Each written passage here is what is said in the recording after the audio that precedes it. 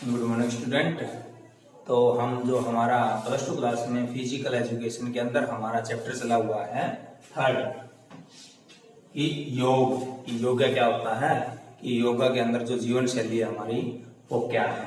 उसके अंदर था हमारा टॉपिक आसन, कि जो हमारे लास्ट टॉपिक थे उसके अंदर योग के महत्व, योग क्या है, योग के अंग कौन से अंग के अंदर आता था हमारा आसन। आसन में हम जो हमने लास्ट टॉपिक में कुछ आसन किए थे, तो आगे जो हमारे आसन है कि हम आपको ये आसन अभी वीडियो के माध्यम से आपके सामने करवाएंगे कि वृक्ष आसन क्या होता है। जो एक वृक्ष की तरह, जैसे नाम से विख्यात है, ताड़ आसन है, ये भी एक वृक्ष की तरह है। जब ताड़ का वृक्ष देखा होगा आपने, तो उसकी तरह इसकी भी मुद्रा होती है, आकृति होती है। गरुड़ासन यह है एक पक्षी की तरह, जैसे जिस प्रकार चील होती है जो वो एक गरुड़ है, उसकी तरह इसकी आकृति होती है। त्रिकोणासन और पाद हस्तासन, इन सभी का वर्णन हम आज अभी आपके सामने वीडियो के माध्यम से सभी आसनों के बारे में बताएंगे कि इनसे आसन करने से क्या क्या लाभ होते हैं और आसन करने से कौन सी सावधानियां हमें बरतनी चाहिए, कि कौन से आसन के लिए कौन सी सावधानियां, और जो भी आसन हमें करने चाहिए उससे हमें क्या क्या हानियां हैं, क्या क्या लाभ हमारे जो फिजिकल है उसके लिए होते हैं। फिजिकल फिटनेस के लिए जो आसन है उनकी अभी आपके सामने वीडियो के माध्यम से सभी आसनों को आपको करके दिखाएंगे हमारे अनिल कुमार जी आपके सामने। अभी आपके सामने अनिल कुमार।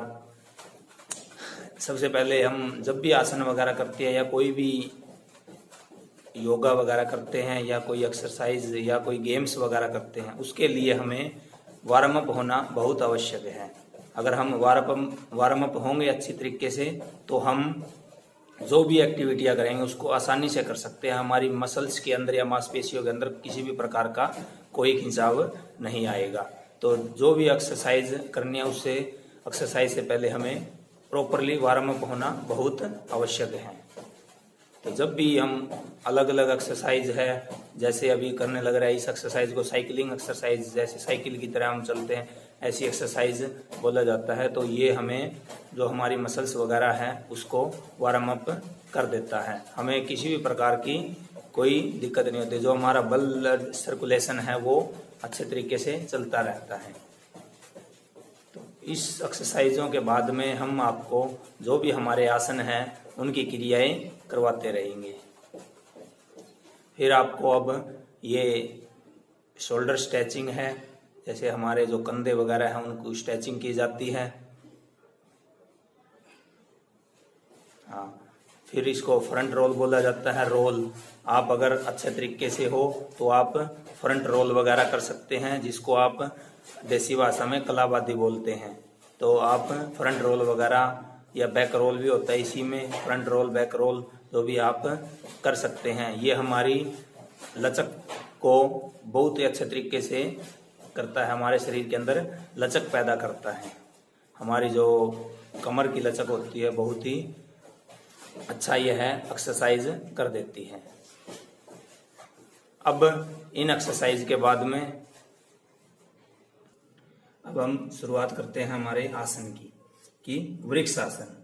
कि वृक्ष आसन क्या होता है। वृक्ष आसन एक पेड़ की तरह इसकी आकृति होती है, आप इसको एक पेड़ की तरह बना सकते हैं। हाँ जी। तो सबसे पहले अपने राइट पांव को ऊपर उठाइए, उसके बाद में अपने दोनों हाथों को बिल्कुल आसमान की तरफ, और दोनों हथेलियां आपस में जुड़ी हुई और सामने की तरफ अपने अंदर सांस भरते हुए इस आसन को करना है। और मुंह के द्वारा अपने जो भी सांस वगैरह लिया आपने उसको बाहर निकालते रहना है। अब इस आसन को लगभग आपने कम से कम 30 सेकंड 40 सेकंड तक करते रहना है। उसके बाद में आप इस आसन को पहले राइट पांव पे था, अब लेफ्ट पांव पे उसी तरह से अपने लेफ्ट पांव को उठाएंगे और अपने घुटने के ऊपर पंजे को रखते हुए दोनों हाथों को आपस में ऊपर की तरफ नाक के द्वारा सांस लेते हुए जोड़ते रहेंगे। तो जो ये आसन है वृक्ष आसन, इससे करने से हमें जो हमारे शरीर की मांसपेशियां हैं उनके अंदर खिंचाव में मदद करता है। हमारी जो रीढ़ की हड्डी को आराम प्रदान करता है। इस आसन करने से हमें जो हमारी रीढ़ की हड्डी है वह मजबूत बनती है। जो हमारा संतुलन है उसमें सुधार करता है, कि हम एक पांव पे खड़े होकर भी अपने पूरा जो बॉडी वेट है उसको कर सकते हैं। यह आसन एकाग्रता और इच्छा शक्ति में हमारी सुधार करता है। यह शारीरिक मुद्रा में सुधार करता है कि हमारी जो फिजिकल एक्टिविटी है उसके अंदर भी सुधार करता है, हमारे बैलेंस बनाता है। जो हमारी कमर है उसका अंदर जो भी दर्द वगैरह है उसको भी यह आसन दूर करता है, और हमारा जो शरीर और मन पर बेहतर नियंत्रण में भी यह बिल्कुल हमारी मदद करता है।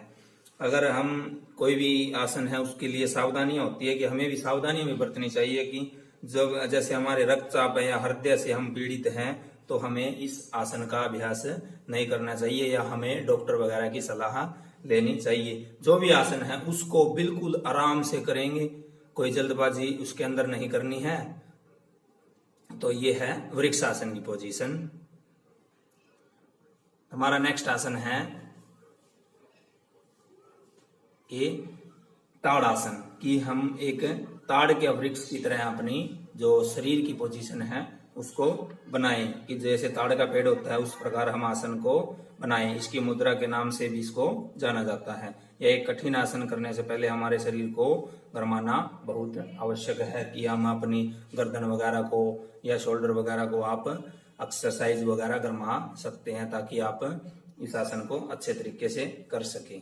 तो इसकी आकृति के लिए आप अपने अंदर हवा भरते हुए दोनों हाथों को आपस में कंघी करते हुए, बिल्कुल कंघी करते हुए दोनों हाथों को, और अपने बॉडी वेट को बिल्कुल ऊपर की तरफ खींचते हुए अपनी हिल्स उठाते हुए, एडियां आपकी उठी हुई होनी चाहिए, और जो हमारी आकृति है वो सारा का सारा वेट हमारा जो पंजों के ऊपर आना चाहिए ताकि हम इस आसन को कर सके। इस आसन के क्या क्या फायदे हो सकते हैं? इस आसन से हम हमारी जो हाइट है, अगर जो भी छोटे हाइट के बच्चे हैं उनके लिए यह बहुत आवश्यक है। इससे हमारी हाइट वगैरह अच्छी हो जाती है या सांस लेने में हमारी मदद करता है। यह अंग विनाश में भी सुधार करता है। अगर हम इस आसन को करते हैं तो यह हमारे अंग विनाश, यानी हमारे जो अंग हैं उसके अंदर कोई भी किसी भी प्रकार की रुकावट है तो वह दूर कर सकता है। हमारी जांघे, घुटने, टखने जो भी है इस आसन से मजबूत हो सकते हैं, और हमारे जो नीति में वगैरह पेट वगैरह की जो भी बीमारियां हैं इस आसन से दूर हो जाती है। जो हमारे चपटे पांव हैं, कई बार क्या होते हैं हमारे पांव बिल्कुल चपटे होते हैं, जैसे हमारे पांव के बीच में कोई आरक वगैरह नहीं होती, तो यह आसन करने से हमारे पांव में आरक वगैरह भी अच्छे हो सकती है। तो इस आसन से है कि हमें भोजन करने के बाद में कोई भी आसन नहीं करना चाहिए। यह हमारी जो कब्ज होती है उसके अंदर भी राहत दिलाता है। इस आसन को करने से वेरी गुड, सारा का सारा हमारा बॉडी वेट हमारे पंजों पे ऊपर, और इस आसन से सबसे मेन पॉइंट है इस आसन का कि हमारे लाभ में क्या है कि हमारी जो हाइट है, अगर हम छोटी हाइट के कोई भी बच्चे हैं तो अपनी हाइट को बिल्कुल अच्छे तरीके से ऊंचाई में ला सकते हैं। लगभग 4-5 इंच हम अपनी हाइट को ऊपर कर सकते हैं। अब इसके बाद में हम गरुड़ासन की स्थिति करके दिखाते हैं आपको कि जो गरुड़ासन है वह क्या होता है। जो गरुड़ासन है इसकी मुद्रा एक चील के समान होती है, जो एक गरुड़ पेड़ है जो हमारे संस्कृत भाषा से लिया गया है। इसका अर्थ है चील, शब्द है जो एक गरुड़ है, संस्कृत शब्द है जिसका अर्थ चील होता है, जो पक्षियों का राजा कहलाता है। तो इसकी आकृति हम अब करते हैं कि इसकी आकृति अब एक चील की तरह की होती है। तो सबसे पहले हम अपने दोनों हाथों को आपस में क्रॉस करते हुए आपस में एक दूसरे की हथेलियां मिलाएंगे। उसके बाद में हम अपने राइट पांव को उठाते हुए लेफ्ट पांव के ऊपर से क्रॉस करते हुए लेके जाएंगे। इसकी स्थिति एक चील की तरह हो जाएगी, जैसे गरुड़ का वृक्ष होता है ना, उसकी तरह गरुड़ है जो, इसकी तरह एक इसकी आकृति हो जाएगी। गरुड़ आसन इसको बोला जाता है। कि इस आसन से जो हमारे कंधे हैं, जांघ की मांसपेशियां हैं हमारी, उनमें यह बहुत विस्तार करता है, लाभ मिलता है इस आसन करने से। यह हमारे जो कंधे हैं या कुल्ले हैं उनको मजबूत बनाता है। गरुड़ासन करने से हमारे जो शरीर की मुद्रा है उसके अंदर सुधार होता है, कि हमारी जो भी विकृतियां हैं हमारे पाँव की या हाथों की विकृतियां हैं उनको यह आसन दूर करता है। यह हमारे संतुलन बनाने में भी सुधार करता है कि हम अपने पाँव के ऊपर अपना संतुलन बना सकते हैं। यह हमारी मानसिक स्थिति में सुधार करता है। गरुड़ आसन करने से हमारी जो मन की स्थितियां होती है मानसिक, उनमें यह बहुत ही लाभदायक है। यह हमारे गुर्दे के कामकाज में सुधार और विकारों को कम करता है कि हमारे जो भी गुर्दे हैं उनके विकारों को कम करता है। कोई सभी आसन है, इसके अंदर भी सावधानी है कि हमें क्या क्या सावधानियां रखनी चाहिए। टखने, घुटने और कंधे में समस्या हो तो यह आसन हमें नहीं करना चाहिए या बहुत कम करना चाहिए। अगर हमारी जो विकृतियां हैं हमारे घुटनों के अंदर, उसको हम इस आसन के द्वारा दूर कर सकते हैं। फिर इस आसन को बिल्कुल जैसे आपने पोजीशन में गए थे उसी तरह आप बिल्कुल आराम आराम से रिलैक्स हो सकते हैं। और अगला आसन है हमारा त्रिकोणा आसन, जिसको त्रिकोण की तरह हम अपने आसन को बनाएंगे। इसमें सबसे पहले हम अपने दोनों पाँव को खोलेंगे। कम से कम हमारा फासला है जो पाँव का कम से कम 3 या 4 फुट का लगभग होना चाहिए, जो हमारी हाइट होती है। इस आसन के लिए हम सबसे पहले या लेफ्ट या राइट साइड में हम अपने जो अपर पार्ट है उसको बेंड करेंगे। और हमारे जो अगर हम लेफ्ट साइड में हैं तो हम लेफ्ट हैंड से अपने पाँव को छुएंगे और जो दूसरा राइट हैंड से है उसको बिल्कुल आसमान की तरफ उठाएंगे। सबसे पहले हम अपने जो लेफ्ट हैंड है उसको अंगूठे से टच करेंगे टो से, और जो हमारा और हम बिल्कुल जो हमारा राइट हैंड है उसकी तरफ देखेंगे। यह हमारी त्रिकोण आसन की स्थिति है, एक त्रिकोण मुद्रा है, जैसे हम त्रिकोण की तरह हैं। तो यह आसन हमारे जो वजन वगैरह है, जो भी मोटापे से ग्रस्त हैं, जो भी सबसे ज्यादा मोटापा है जिसके अंदर या साइड के अंदर चर्बी वगैरह चढ़ी होती है, तो यह आसन बहुत लाभदायक है।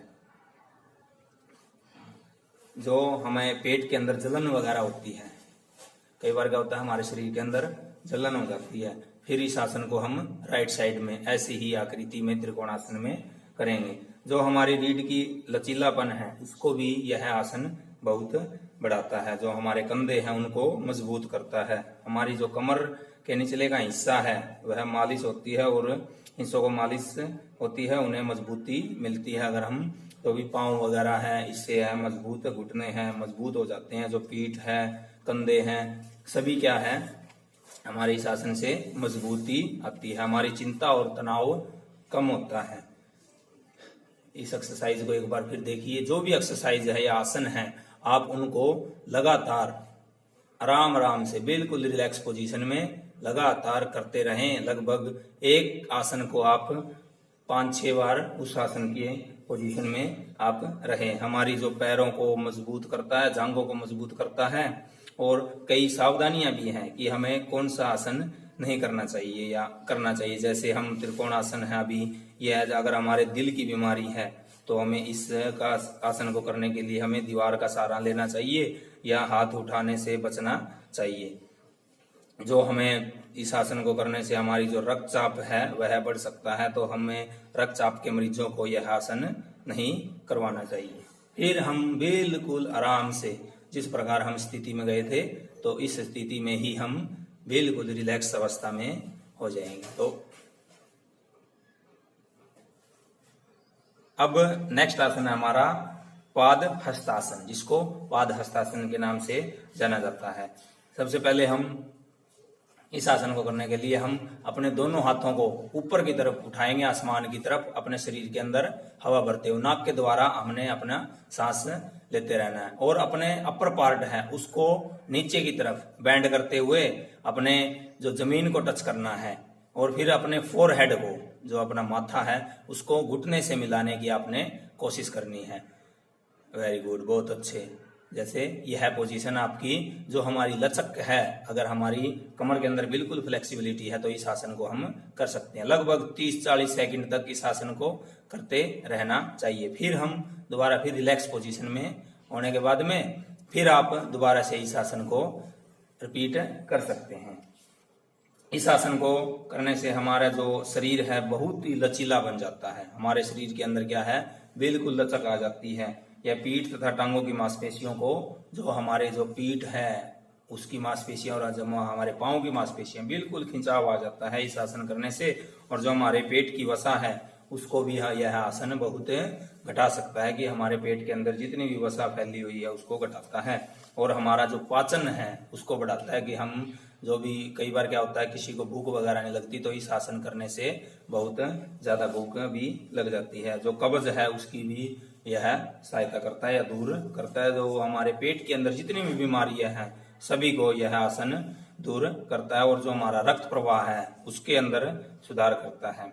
कई बार क्या होता है सावधानियां भी करनी चाहिए जो भी आसन है हमें उसको करने से, कि हर आसन के लिए सावधानियां और उसके जो बेनिफिट हैं वो सभी आसनों के अंदर मिलते हैं। जिस प्रकार व्यक्ति की पीठ दर्द होती है तो हमें इस आसन को नहीं करना चाहिए। कई बार क्या होता है हमारे पीठ में दर्द है फिर भी हम इस आसन को करते हैं और पूर्ण रूप से आगे नहीं झुका जाता, तो यह आसन नहीं करना चाहिए। हम अगर हमारे यह आसन अगर थोड़ा थोड़ा करना चाहिए, कि हम थोड़ा सा झुकें फिर थोड़ा सा अगले दिन थोड़ा सा झुकें, तो इस आसन को पूरा कर सकते हैं।